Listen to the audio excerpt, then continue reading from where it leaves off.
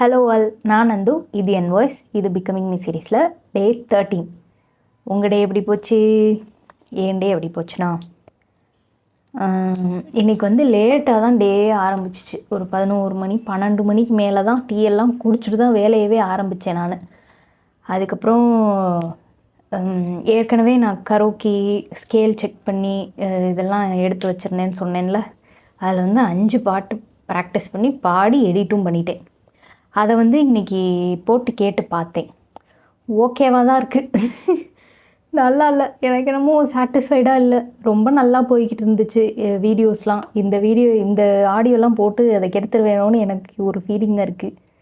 ஒரு மாதிரி அந்த ஃபீலிங் இல்லை, அந்த எமோஷன் இல்லை நான் பாடினதில். சரி பார்ப்போம். நாளைக்கு வந்து மறுபடியும் எது ரொம்ப மோசமாக இருக்கோ அதை மட்டும் மறுபடியும் பாடி அதை எடிட் பண்ணணும். நாளைக்கு அந்த வேலை இருக்குது. அது இன்றைக்கி 5 பாட்டு எடிட் பண்ணி முடிக்கவே மதியானத்துக்கு மேலே ஆயிடுச்சு. 4 மணி ஆயிடுச்சு அதை பாடி முடிக்கவே. 4 மணிக்கு மேலே அந்த ராமாயண பாத்திரங்கள் புக்கு படிச்சுட்டு இருந்தேன்ல, அந்த புக்கை கம்ப்ளீட் பண்ணிட்டு கிச்சன் கவுண்டர் டாப்பில் க்ளீன் பண்ணணும்னு பார்த்தேன். ஆனால் பிளான் சேஞ்ச். ஃப்ரெண்டு ஒருத்தவங்க வந்தாங்க, அவங்கள பார்க்க போயிட்டேன். பக்கத்தில் தான் ஒரு இடத்துக்கு போனேன். 1.2 கிலோமீட்டர்ஸ் இங்கேருந்து அங்கே நடந்தேன். சரியா? திருப்பி அங்கேருந்து 1.2 கிலோமீட்டர்ஸ், அப்போ 2.4 கிலோமீட்டர்ஸ். கரெக்டாக 2.4 கிலோமீட்டர்ஸில் நான் 5000 ஸ்டெப்பு நடந்திருக்கேன். How is that possible? எப்படி அவ்வளோ குட்டி குட்டி ஸ்டெப்பாக நான் வைக்கிறேன்? கையில் ஃபோன் வச்சுட்டே தான் நடந்தேன். இது வந்து வாட்சில் அதில் பார்க்கல, கூகுள் ஃபிட் இருக்கும்ல அதில் பார்த்தேன். அது வந்து கரெக்டாக தான் காட்டுதான், என்னன்னு தெரியல. ஏன்னா 2.4 கிலோமீட்டருக்கேவா 5000 ஸ்டெப்பு கவர் ஆகும்?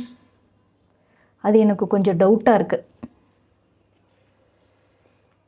அப்புறம் இன்றைக்கி அவ்வளோதான். இன்றைக்கி நாள் இப்படி தான் போச்சு. வெளியே போனனால வேறு எதுவும் பண்ண முடியல. ஆனால் அந்த 5 பாட்டு பாடி எடிட் பண்ணதே எனக்கு பெரிய வேலை தான். ஏன்னா மொத்தம் 9 போஸ்ட் அடுத்த மாதத்துக்கு போடணும். அதாவது இந்த ஆகஸ்ட் மாதத்துக்கு போடணும்.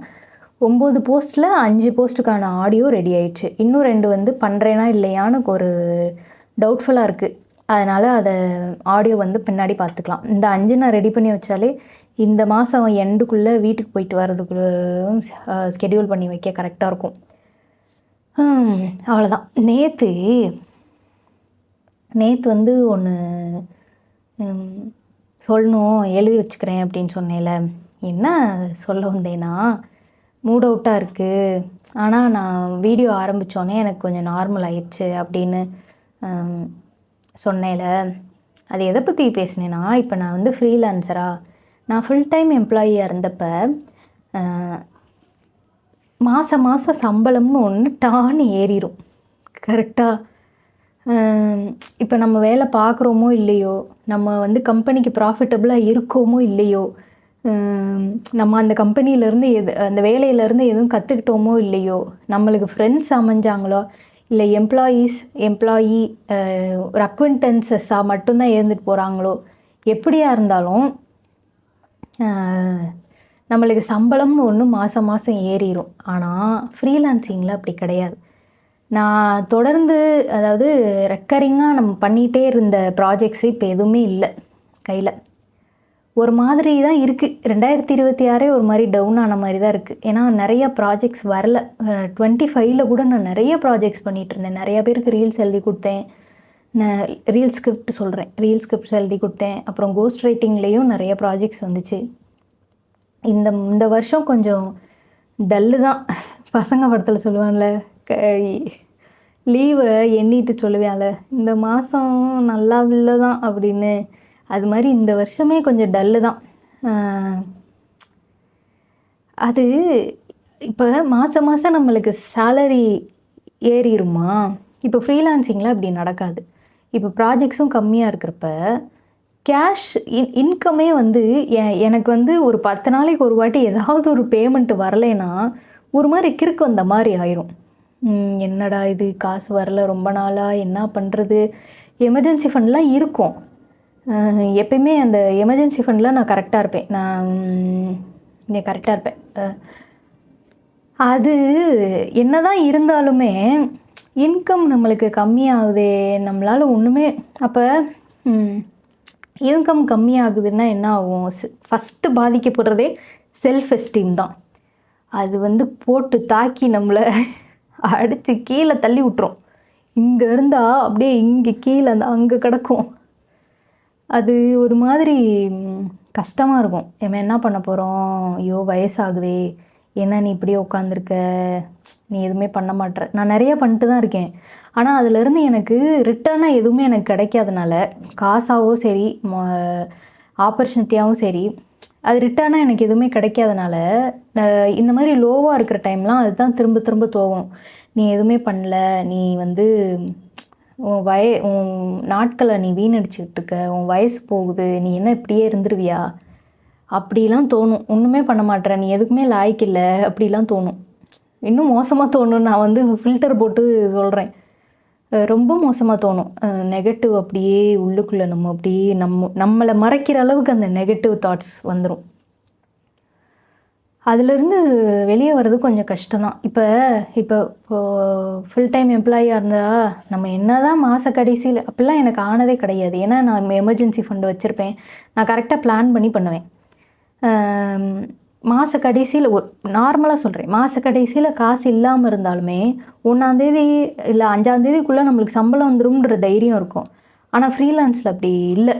எனக்கு அப்படி இல்லை. ஏன்னா இப்போ நான் ஃப்ரீலான்சிங்கை கண்டென்ட் ரைட்டிங்கை மட்டும்தான் நான் என் வாழ்க்கையில் நான் வச்சுட்டு அப்படியே பயணிச்சிட்டு இருந்தேன்னு வச்சுக்கோங்களேன். நான் இந்நேரம் நான் தனியாகவே ஒரு ஃபேமே ஆரம்பிச்சிருப்பேன். பர்சனல் பிராண்டிங்காவோ இல்லை writing services, cost writing services, இந்த மாதிரி ஏதாவது ஒரு ஃபேமே நான் ஆரம்பிச்சிருப்பேன்.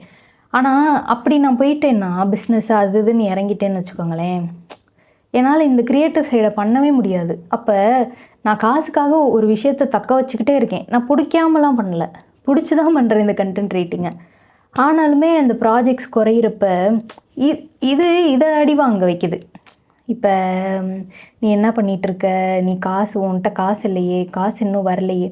நான் இந்த காசை வச்சு தான் நான் என்னைய மதிப்பிட ஆரம்பிச்சிட்டேன். நான் பண்ணுற தப்பு. ரொம்ப கொஞ்சம் வருஷமாக நான் அப்படி தான் பண்ணுறேன். நான் என்கிட்ட அப்போ என்ன காசு இருக்குது, நான் என்னால் எவ்வளோ சம்பாதிக்க முடியும், மாதம் எவ்வளோ இன்கம்மை கொண்டு வர முடியுன்றதை வச்சு நான் என்னையே ஜட்ஜ் பண்ண ஆரம்பிச்சிட்டேன். அப்படி பண்ணக்கூடாதுல்ல. இப்போ நானே எனக்காக நிற்கலைன்னா, நானே என்னைய விட்டு கொடுத்துட்டா வேறு யார் தான் எனக்காக நிற்பாங்க? நான் தானே எனக்காக நிற்கணும், நான் தானே எனக்காக விட்டு கொடுக்காம பேசணும். ஆனால் நானே என்னை இந்த மாதிரி யோசிக்கும் போதெல்லாம் விட்டு கொடுத்துருவேன். உன்னால் நீ எதுக்குமே லாய்க்கு இல்லாத வச்சு அப்படின்னு. அது ஒரு மாதிரி கஷ்டமாக இருக்கும். ஐயோ என்னால் நான் இப்படிலாம் யோசிக்கிறேன் அப்படின்னு. அது இப்படிலாம். ஆனால் இப்போ எனக்கு வந்து இந்த வீடியோஸ் வந்து ஒரு மாதிரி வடிகாலாக இருக்குது. இது புலம்புற மாதிரி இருக்குது, புலம்புற மாதிரி தான் இருக்குது. ஆனாலுமே ஏதோ ஒரு கான்வர்சேஷன் பில்டு பண்ணுற மாதிரி இருக்குது. நான் என்ன தான் தனியாக உட்காந்து பேசிக்கிட்டு இருந்தாலுமே ஒரு மாதிரி கசகசான் இருக்கப்போ சாமி முடியலை, பின்னாடியே போட்டுருவோம். சரி ரொம்ப நாள் ஆச்சு முன்னாடி போட்டு வீடியோ எடுப்போன்னு பார்த்தேன். சரி விடுங்க. என்ன பேசிகிட்டு இருந்தேன்? இப்படி தான் எதையாவது பேசி என்ன பேசிகிட்டு இருந்தேனே மறந்துடு. இந்த வீடியோ பண்ணுறது வந்து எனக்கு ஒரு மாதிரி வடிகாலாக இருக்குது. ஒரு கான்வர்சேஷன் பில்டு பண்ண மாதிரி இருக்குது. நான் தனியாக தான் உட்காந்து பேசுகிறேன். இது நிறையா பேருக்கெலாம் போய் சேரலை. ஆனாலுமே ஒரு மாதிரி நல்லா இருக்குது. பரவாயில்ல, நீ வந்து வெண்ட் அவுட் பண்ணுறதுக்காகவாச்சும் உனக்கு ஒரு ஸ்பேஸ் இருக்குது அப்படின்ற மாதிரி எனக்கு இருக்குது. நான் இப்போ இந்த 13 நாளுமே நான் என்னோடய வல்னரபிள் சைடை தான் நான் காட்டியிருக்கேன். ஆனாலுமே நான் வந்து எனக்கு ஒரு மாதிரி பயமாவோ இல்லை ஷேமோ நான் வந்து எதுவுமே ஃபீல் பண்ணவே இல்லை. நீ இவ்வளோ பேசுகிற, நீ இதெல்லாம் பேசக்கூடாது பப்ளிக்காக உட்காந்து அப்படின்ற மாதிரி எனக்கு வந்து ஃபீலே ஆகலை. அப்போ அதுவே ஒரு விதமான ஒரு சக்ஸஸ்ன்னு தானே சொல்லணும். இந்த 13 நாள் நான் பண்ண வீடியோஸ்க்கு ஒரு வெண்ட் அவுட் ஆகிறதுக்கு ஒரு இடம். நான் இந்த இங்கிலீஷ் சீரீஸ்லாம் பார்க்குறேன்ல, அதிலலாம் நீங்கள் நோட் பண்ணியிருக்கீங்களா? அந்த சப்போர்ட் குரூப்ஸ்லாம் இருக்கும். சுற்றி உட்காந்துக்கிட்டு அவங்களுக்கு இருக்கிற அடிக்ஷனையோ இல்லை ஏதோ ஒரு அவங்களுக்குள்ளே இருக்கிற அன்எத்திக்கல் ஹேபிட்ஸையோ இல்லை இல்லீகல் ஹேபிட்ஸையோ உட்காந்து அதிலேருந்து வெளியே அவங்கள கொண்டு வரதுக்கு அவங்க அந்த சப்போர்ட் குரூப்ஸ் எல்லாம் யூஸ் பண்ணிக்குவாங்க. நம்ம ஊரில் அப்படிலாம் சப்போர்ட் குரூப்ஸ் இருக்கான்னு தெரில. ஈவெண்ட்ஸ் நடத்தி குரூப்பாக இருக்காங்க. ஈவெண்ட்ஸ் இருக்குது, இந்த புக் ரீடிங் கிளப்ஸ்லாம் இருக்குது, நிறைய கிளப்ஸ் இருக்குது. ஆனால் அது எந்த அளவுக்கு நம்ம நம்பி இந்த மாதிரி வல்னரபிள் சைடை காட்டலாம் அப்படின்னு நம்மளுக்கு தெரியாது. ஆனால் ஏன்னா அவங்கெல்லாம் ஹியூமன்ஸாக இருக்காங்க. ஹியூமன்ஸ் தப்பாக சொல்லலை. ஏன்னா அவங்க இன்னொரு ஒரு ரத்தமும் சதையுமான ஒரு யோசிக்கக்கூடிய ஒரு ஆள்.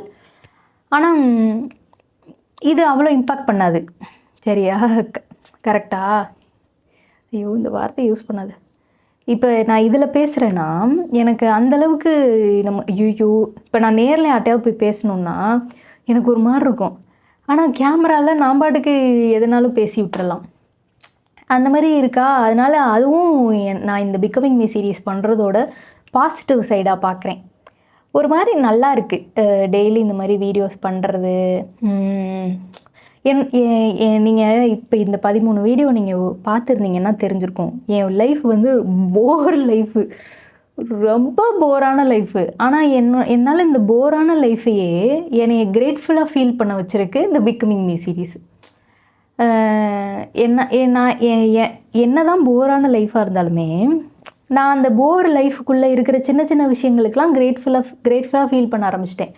என்ன தான் என்னோடய மூடு வந்து சரியில்லை, அன்னைக்கு நாள் நல்லா போகலைனாலும் அது இதில் ஷேர் பண்ணி நான் என்னால் அதை பேசி அந்த பிரச்சனையை வந்து ஒரு மாதிரி இப்போ நம்ம பென்சில் ஏதாவது திக்காக எழுதிட்டோம், அதை ரப்பரை வச்சு அழிச்சா அந்த இது போயிடுது, ஆனால் தடம் லைட்டாக இருக்கும்ல. அது மாதிரி நான் ஏதாவது இதில் பேசிட்டா அது அந்த பாரம் கொஞ்சம் குறையுது. அந்த தடம் இருக்க தான் செய்யுது, ஆனால் அந்த பாரம் கொஞ்சம் குறையிற மாதிரி இருக்குது. எல்லாருமே ஆனால் இந்த மாதிரி ஒரு சேனல் வச்சுருக்கணும் போல் யூடியூப்பில். அவங்களுக்குன்னு ஒரு சேஃபான ஸ்பேஸ், நம்மளோட வல்னரபிலிட்டியை காட்டுற ஒரு சேஃப் ஸ்பேஸ் வந்து எல்லாருக்குமே இருக்கணும் போல். எனக்கு அப்படி தான் ஃபீல் ஆகுது.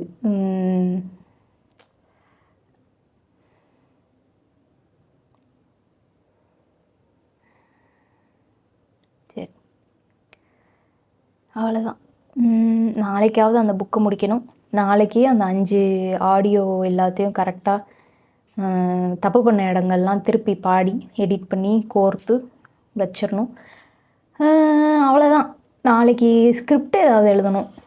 ஏன்னா இது இல்லாமல் மற்ற போஸ்ட்டுக்கு அப்புறம் இந்த ஆடியோஸ்க்கே ஹூக்கெல்லாம் இன்னும் எழுதலை, அதெல்லாம் எழுதணும். அந்த மாதிரி வேலைகள்லாம் நாளைக்கு இருக்குது. நாளைக்கு நல்லபடியாக போகும்னு நினைக்கிறேன். அவ்வளோதான். இன்றைக்கி நாள் உங்களுக்கு எப்படி போச்சுன்னு கமெண்ட்டில் சொல்லுங்கள். நானும் டெய்லி சொல்கிறேன், ஐயோ வெக்கமே இல்லைல்ல நான் உனக்குன்ற மாதிரி தான் இருக்குது. பரவாயில்ல இரு, பின்னால் ஒரு நாள் யாராவது இந்த வீடியோவை பார்க்கும்போது உங்கள் நாள் எப்படி போச்சுன்னு கமெண்ட்டில் போடுவீங்கல்ல, அப்போ போடுங்க.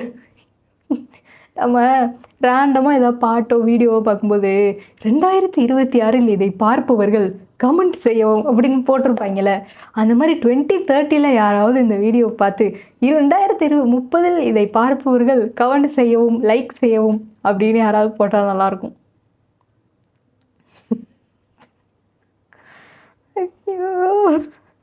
சரி, இன்னைக்கு நாள் உங்களுக்கு எப்படி போச்சுன்னு சொல்லுங்கள். நாளைக்கு இன்னொரு நல்ல வீடியோவில் பார்ப்போம். Good night.